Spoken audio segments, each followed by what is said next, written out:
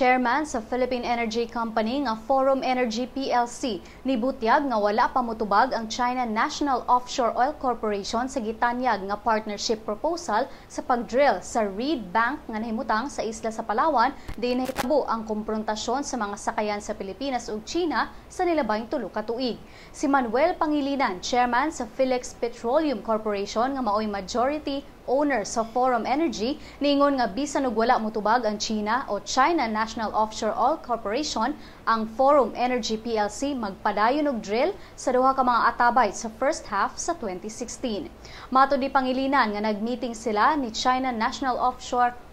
Oil Corporation President Yang Wan niadtong 2012 apan nalangan ang panag-istorya tungod sa territorial conflict nga nakabalda sa exploration sa South China Sea. Sigon ni Pangilinan nga nagpadayon ang Forum Energy PLC sa pagtanyag sa China Corporation sa maong partnership. Ang Department of Energy nihatag og extension sa Forum Energy PLC sa pagdrill sa Reed Bank hangtod Agosto 15